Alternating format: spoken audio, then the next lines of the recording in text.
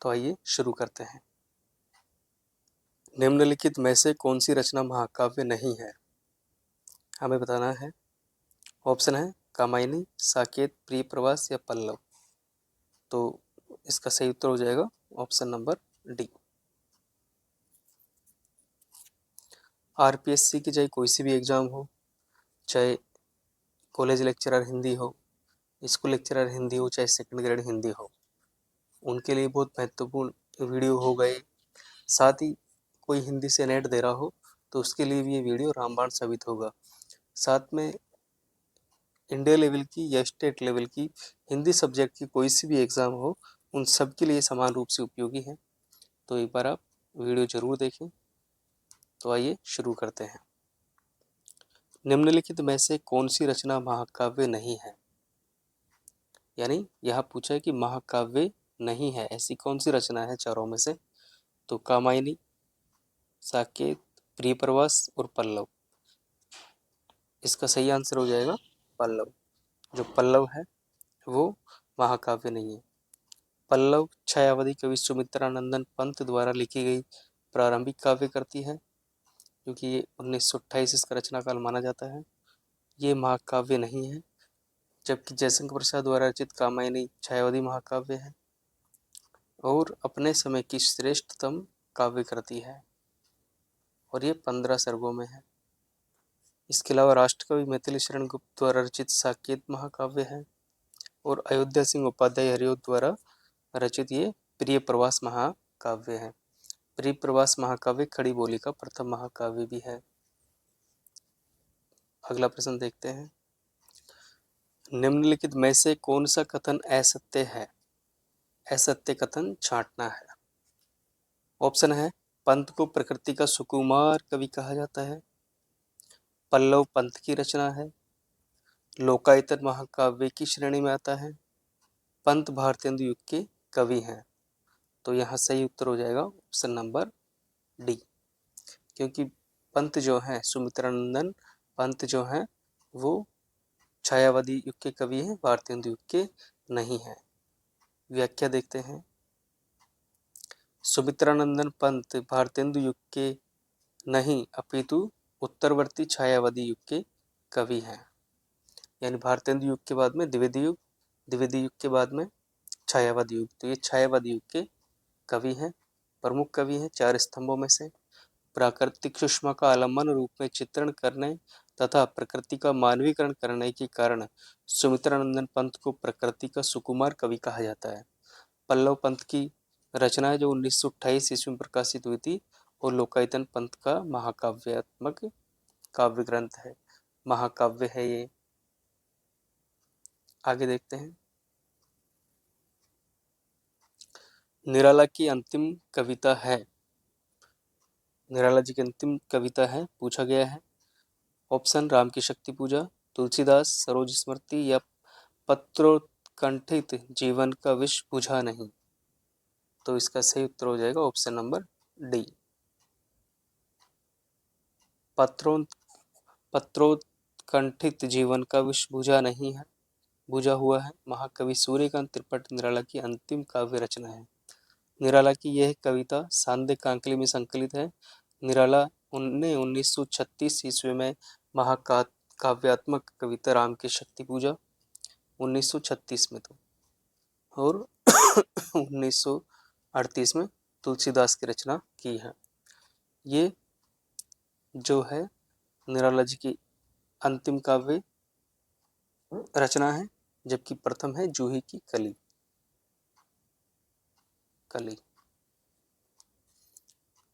अगला प्रश्न देखते हैं।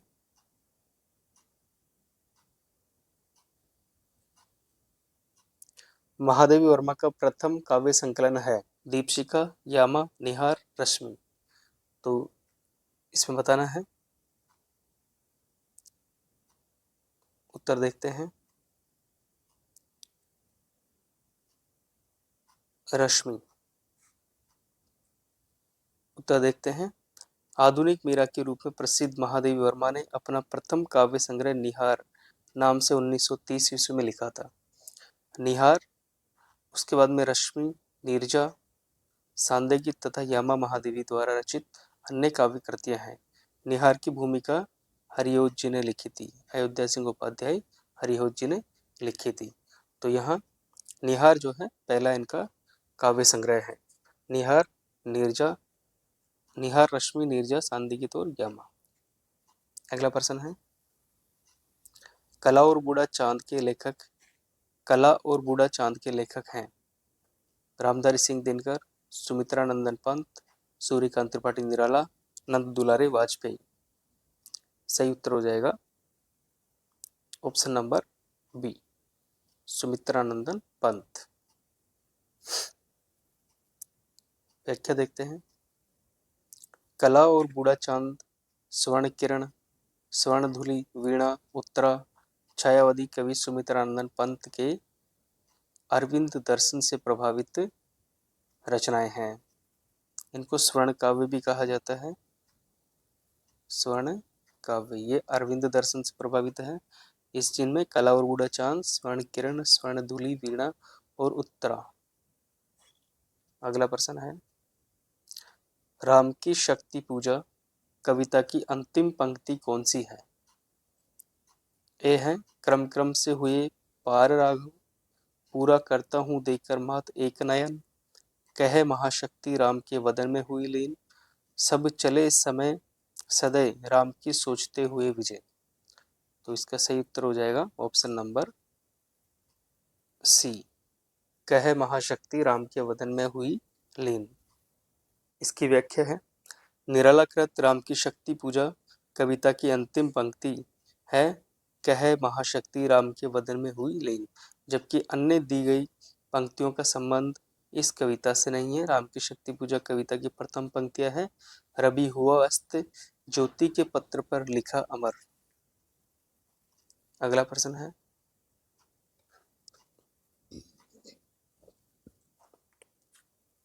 अगला प्रश्न है, कामायनी का मूल दर्शन क्या है? ऑप्शन है चावार्क दर्शन, प्रत्यभिज्ञ दर्शन, बौद्ध दर्शन या जैन दर्शन। तो इसका सही उत्तर हो जाएगा प्रत्यभिज्ञ दर्शन। कामायनी का मूल दर्शन प्रत्यभिज्ञ दर्शन है। कामायनी हिंदी भाषा का महाकाव्य है जिसकी रचना जयशंकर प्रसाद ने की है। प्रत्यभिज्ञ दर्शन पर आधारित होने के साथ साथ यह शैव मत का भी पर्याप्त प्रभाव इस पर देखा जा सकता है। अगला प्रश्न है, नील परिधान बीच सुकुमार, खिल रहा मृदुल अधकुला अंग, खिला हो जो बिजली का फूल, मेघ वन बीच गुलाबी रंग।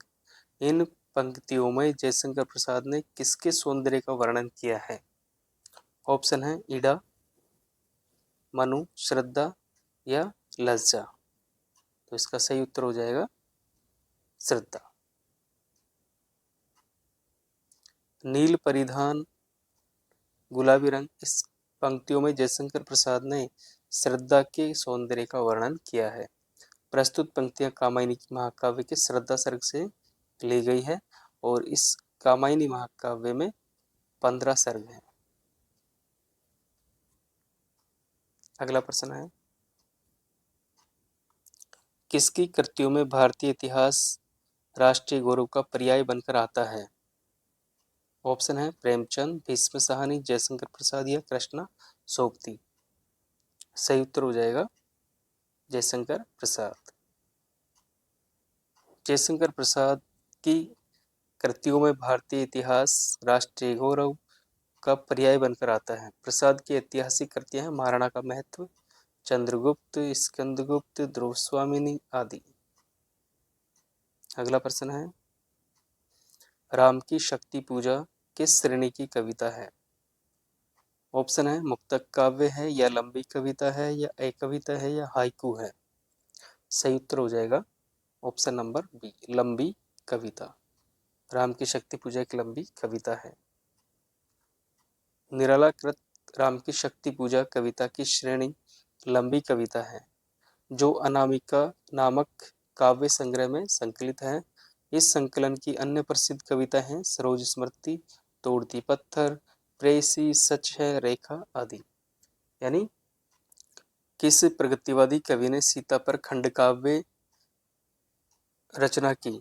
किस प्रगतिवादी कवि ने सीता पर खंडकाव्य की रचना की? ऑप्शन है त्रिलोचन, केदारनाथ अग्रवाल, शिवमंगल सिंह सुमन या नागार्जुन। उत्तर देखते हैं। नागार्जुन। नागार्जुन ने सीता पर भूमिजा नाम से खंडकाव्य की रचना की। नागार्जुन कृत प्रमुख कृतियां हैं युगधारा, सतरंगी पंखों वाली, भस्मांकुर, तुमने कहा था, प्यासी पतराई, आंखें आदि। शमशेर बहादुर सिंह के चर्चित काव्य संग्रह हैं कुछ कविताएं, कुछ और कविताएं, चुका भी हूँ नहीं मैं, सुकून की तलाश आदि, और युग की गंगा, नींद के बादल, लोक और आलोक, फूल नहीं रंग बोलते हैं, अपूर्व आदि कृतियां केदारनाथ अग्रवाल की है। अगला प्रश्न देखते हैं। और हिल्लोल, जीवन के गान, युग का मोल, प्रलय, सृजन आदि कृतियां शिवमंगल सुमन की हैं। और धरती, दिगंत, ताप के ताए हुए दिन आदि कृतियां त्रिलोचन की हैं। अगला प्रश्न है स्थापना। प्रगतिवाद की मूल स्थापना सैद्धांतिक रूप से प्रगतिशील थी। तर्क है आर, क्योंकि उसका लक्ष्य भौतिक यथार्थवाद के आधार पर निर्मित मूल्यों को प्रतिष्ठित करना था। ए और आर दोनों सही, ए और आर दोनों गलत, ए और आर गलत, ए गलत आर सही। तो इसमें उत्तर हमें बताना है। लिखा होगा ए गलत और आर सही। देखते हैं उत्तर क्या है। ऑप्शन नंबर 1 यानी ए और आर दोनों ही सही है। प्रगतिवाद की मूल स्थापना सैद्धांतिक रूप से प्रगतिशील थी, ये सही है, क्योंकि उसका लक्ष्य भौतिक यथार्थवाद के आधार पर निर्मित मूल्यों को प्रतिष्ठित करना था। दोनों बातें सही है। और देखते हैं प्रगतिवाद की मूल स्थापना सैद्धांतिक रूप से प्रगतिशील थी, क्योंकि उसका लक्ष्य भौतिकवादी यथार्थवाद के आधार पर निर्मित मूल्यों को प्रतिष्ठित कर रहा था। प्रस्तुत स्थापना व तर्क दोनों सही है। अगला प्रश्न है प्रगतिवाद में निम्न वर्ग के जीवन चित्रण को प्रधानता दी गई है, जबकि प्रयोगवाद में, जैसे प्रगतिवाद में निम्न वर्ग के जीवन चित्रण को प्रधानता दी गई है, उसी प्रकार प्रयोगवाद में किसको प्रधानता दी गई है? ऑप्शन है स्त्री जीवन की प्रधानता को, स्त्री जीवन चित्रण को, उच्च वर्गीय समाज के चित्रण को, या मध्यम वर्गीय समाज के चित्रण को, या दलित जीवन चित्रण को। तो इसका सही उत्तर है मध्यम वर्गीय समाज के चित्रण को। व्याख्या देखते हैं। प्रगतिवाद में निम्न वर्ग के जीवन चित्रण को प्रधानता दी गई है, जबकि प्रयोगवाद में मध्यम वर्गीय समाज के चित्रण को प्रधानता दी गई है। उत्तर हो जाएगा ऑप्शन नंबर सी, मध्यम वर्गीय समाज के चित्रण को। अगला प्रश्न है अजातशत्रु नाटक के लेखक कौन है? ऑप्शन है वृंदावन लाल वर्मा, हरिकृष्ण प्रेमी, भारतेंदु हरिश्चंद्र, जयशंकर प्रसाद। तो सही उत्तर हो जाएगा जयशंकर प्रसाद। अजातशत्रु नाटक के लेखक जयशंकर प्रसाद हैं। यह एक ऐतिहासिक नाटक है। नाटक के अन्य प्रसाद जी के अन्य नाटक हैं स्कंदगुप्त है, छत्रगुप्त है, ध्रुवस्वामिनी है, राज्यश्री है आदि है। अगला प्रश्न है जयशंकर प्रसाद के नाटक स्कंदगुप्त के संदर्भ में कौन सा वाक्य गलत है? ऑप्शन है इनमें गुप्त साम्राज्य की स्थितियों का चित्रण हुआ है, स्कंदगुप्त नाटक के केंद्र में तलाक और पुनर्विवाह की समस्या है, कलात्मक उत्कर्ष की दृष्टि से प्रसाद के प्रमुख नाटकों में इस नाटक की गणना की जाती है, इसमें भारतीय और पाश्चात्य नाटक पद्धतियों का सुंदर समन्वय हुआ है। तो इसमें सही उत्तर हो जाएगा ऑप्शन नंबर बी।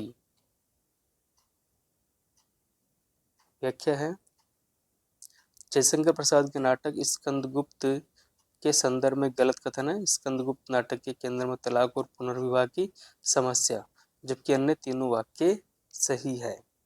तो ये गलत है, तो यही इसका उत्तर हो जाएगा। अगला प्रश्न है भारत दूरदर्शन नाटक कितने अंकों में विभाजित करके लिखा गया है? ऑप्शन है 7, 6, 5 या 4। उत्तर देखते हैं। भारत दूरदर्शन नाटक 6 अंकों में विभाजित करके भारतेंदु हरिश्चंद्र द्वारा लिखा गया है, जो तत्कालीन भारत की दशा एवं उत्तरदायी कारणों की विवेचना करता है। इसमें काल्पनिक व प्रतीकात्मक पात्रों का सृजन कर व्यंग्यात्मक शैली को अपनाकर एक प्रभावशाली नाटक रचा गया है। किसके द्वारा? भारतेंदु हरिश्चंद्र के द्वारा। ये 6 इसमें अंक है। अगला प्रश्न है, भारत दूरदर्शन भारतेंदु की किस भावना का आदर्श उदाहरण है? ऑप्शन है मन की उदासीनता, पारिवारिक चिंता, बाल समस्या, देश हितैषणा। तो सही उत्तर हो जाएगा देश हितैषणा। भारतेंदु हरिश्चंद्र द्वारा लिखित नाटक भारत दूरदर्शन में भारतेंदु जी की देश हितैषणा की भावना की आदर्श उदाहरण है, जबकि मन की उदासीनता, पारिवारिक चिंता, बाल समस्या की भावना नहीं है। अगला प्रश्न है, बर्नार्ड शो का प्रत्यक्ष प्रभाव लेकर सन 1935 ईस्वी में हिंदी में एकांकी नाटक की रचना किसने की? ऑप्शन है भुवनेश्वर प्रसाद ने, उदय शंकर भाट, रामकुमार वर्मा, उपेंद्रनाथ अस्क। 1935 में बर्नार्ड शो के प्रभाव से किसने जो है एकांकी नाटक की रचना की? तो सही उत्तर हो जाएगा इसमें ए। बर्नार्ड शो का प्रत्यक्ष प्रभाव लेकर सन 1935 ईस्वी में हिंदी में एकांकी की रचना भुवनेश्वर प्रसाद ने किया। एकांकी है स्ट्राइक, कारवां, तांबे के कीड़े, शैतान, प्रतिभा का विवाह आदि। अगला प्रश्न है, बड़े आदमियों को अपनी नाक दूसरों की जान से प्यारी होगी, हमें तो अपनी नाक इतनी प्यारी नहीं, यह गोदान के किस पात्र की भावाभिव्यक्ति है? ऑप्शन है धनिया, झुनिया, सीलिया या पटेश्वरी। तो सही उत्तर हो जाएगा ऑप्शन नंबर ए, धनिया। बड़े आदमियों को अपनी नाक दूसरों की जान से प्यारी होगी, हमें तो अपनी नाक इतनी प्यारी नहीं, ये गोदान उपन्यास के पात्र धनिया की भावाभिव्यक्ति है। गोदान को कृषक जीवन की महागाथा कहा जाता है। इसके लेखक कौन है? मुंशी प्रेमचंद हैं। गोदान उपन्यास के प्रमुख पात्र हैं होरी है, धनिया है, जुनिया, गोबर, दाता दीन, माता दीन, मेहता, मालती, राय साहब आदि हैं। प्रेमचंद द्वारा रचित अन्य उपन्यास है सेवा सदन, प्रेमाश्रम, रंगभूमि, कर्मभूमि, कायाकल्प, निर्मला, गबन आदि। अगला प्रश्न है, स्वाधीनता प्राप्ति से पूर्व पंजाब में पैदा हुए सांप्रदायिक तनाव और उससे जुड़ी क्रूरताओं का अंकन किस उपन्यास में किया गया है? ऑप्शन है कड़ियां, तमस, झरोके, बसंती। तो सही उत्तर हो जाएगा इसमें ऑप्शन नंबर बी, तमस। स्वाधीनता प्राप्ति से पूर्व पंजाब में पैदा हुए सांप्रदायिक तनाव और उससे जुड़ी क्रूरताओं का अंकन तमस उपन्यास में किया गया है। तमस 1973 ईस्वी में लिखा गया था, जिसके लेखक भीष्म शाहनी है। भीष्म स्वानी द्वारा रचित उपन्यास अन्य उपन्यास है झरोखे, कड़ियां, कुंतो मैयादास की माड़ी, नीलू, नीलिमा, नीलोफर आदि। अगला प्रश्न है, प्रकाशन वर्ष के अनुसार निम्नलिखित उपन्यासों का सही अनुक्रम है? मानस का हंस, झूठा सच, राग दरबारी और जिंदगीनामा। इनको क्रम से जमाना है। झूठा सच जो कि 1958 ईस्वी में लिखा गया था यशपाल के द्वारा। राग दरबारी श्रीलाल शुक्ल के द्वारा 1968, मानस का हंस अमृतलाल नागर के द्वारा 1972 ईस्वी में और जिंदगी नामा कृष्णा सोबती के द्वारा 1979 ईस्वी में। तो इनका ये क्रम हो जाएगा 2, 3, 1, 4, ए उत्तर हो जाएगा। अगला प्रश्न है कि मैं इस घर से ही अपने अंदर कुछ ऐसी चीज लेकर गई हूँ जो किसी भी स्थिति में मुझे स्वाभाविक नहीं रहने देती। आधे अधूरे नाटक में प्रस्तुत संवाद का संबंध किस पात्र से है? ये जो संवाद कहा गया है किस पात्र का है पूछा गया है। ऑप्शन है बड़ी लड़की, छोटी लड़की, स्त्री या लड़का। तो सही उत्तर हो जाएगा ऑप्शन नंबर ए, बड़ी लड़की। कि मैं इस घर से ही अपने अंदर कुछ ऐसी चीज लेकर गई हूँ जो किसी भी स्थिति में मुझे स्वाभाविक नहीं रहने देती। संबंध बड़ी लड़की से है। और ये जो नाटक है आधे अधूरे मोहन राकेश का है। कारवां किसका एकांकी संग्रह है? ऑप्शन है उपेंद्र नाथ अस्क, विष्णु प्रभाकर, राम कुमार वर्मा, भुवनेश्वर प्रसाद। तो सही उत्तर हो जाएगा ऑप्शन नंबर डी, भुवनेश्वर प्रसाद। कारवां भुवनेश्वर प्रसाद श्रीवास्तव का एकांकी संग्रह है। तांबे के कीड़े, एक साम्यहीन साम्यवादी, एकांकी के भाव, पतित शैतान, प्रतिभा का विवाह, श्यामा एक वैवाहिक विडंबना, स्ट्राइक, ऊसर के नामहीन चरित्र, सिकंदर आजादी के नींद, इनके एकांकी, इनके नाटक एवं एकांकी है। अगला प्रश्न है, कष्ट हृदय की कसौटी है, तपस्या अग्नि है, सम्राट यदि इतना भी न कर सके तो क्या, सब क्षणिक सुखों का अंत है, स्कंदगुप्त नाटक में ही किसके द्वारा कही गई पंक्तियां हैं? ऑप्शन है अनंत देवी, मुदगल, देवसेना या विजया। तो सही उत्तर हो जाएगा इसका ऑप्शन नंबर सी, यानी ये देवसेना का कथन है। जयशंकर प्रसाद के ऐतिहासिक नाटक स्कंदगुप्त की नारी पात्र देवसेना का कथन है कि कष्ट हृदय की कसौटी है, तपस्या अग्नि है, सम्राट यदि इतना भी न कर सके तो क्या, सब क्षणिक सुखों का अंत। अगला प्रश्न है, स्कंदगुप्त नाटक का प्रकाशन वर्ष क्या है? ऑप्शन है 28, 29, 1920 या 1930। सही उत्तर हो जाएगा 1928। स्कंदगुप्त नाटक का प्रकाशन वर्ष 1928 ईस्वी है। यह एक ऐतिहासिक नाटक है जिसके नाटककार जयशंकर प्रसाद है। इनके अन्य नाटक हैं चंद्रगुप्त है, जन्मेजय का नागियक है, ध्रुवस्वामिनी है, राजश्री है, करुणालय, अजातशत्रु इत्यादि। अगला प्रश्न है, दुख की पिछली रजनी बीच विकसता सुख का नवल प्रकाश किस काव्य कृति का प्रबोध वाक्य है? ऑप्शन है पल्लव, राम की शक्ति पूजा, चांद का मुंह टेढ़ा है, कामायनी। तो उत्तर देखते हैं, दुख की पिछली रजनी बीच विकसता सुख का नवल प्रकाश कामायनी कृति का प्रबोध वाक्य है। कामायनी जयशंकर प्रसाद द्वारा रचित महाकाव्य है। इसमें कुल 15 सर्ग हैं जो इस प्रकार है, चिंता है, आशा, श्रद्धा, काम, वासना, लज्जा, कर्म, ईर्ष्या, ईड़ा, स्वप्न, संघर्ष, निर्वेद, दर्शन, रहस्य और आनंद। इस प्रकार इसमें 15 सर्ग हैं। अगला प्रश्न है, प्रस्तुत काव्य पंक्ति के रचयिता का नाम चिन्हित कीजिए। कितने हृदयों के मधुर मिलन क्रंदन करते वन विरह कोक। ऑप्शन है पंत, अज्ञेय, निराला या प्रसाद, प्रसाद निराला। तो देखते हैं, यह है जयशंकर प्रसाद की काव्य कृति। अगला प्रश्न है, असत्य कथन को चिन्हित कीजिए। श्रद्धा कामायनी का तीसरा सर्ग है। राम की शक्ति पूजा राम कथा से संबंधित रचना है। कुकुरमुत्ता में छायावती शब्दावली का निषेध है। अंधेरे में कविता चांद का मुंह टेढ़ा है में संकलित नहीं है। तो इसका यही उत्तर हो जाएगा, इसका यही उत्तर हो जाएगा। देखते हैं, अंधेरे में कविता चांद का मुंह टेढ़ा है में संकलित नहीं है, यह असत्य कथन है। जबकि श्रद्धा कामायनी का तीसरा सर्ग है।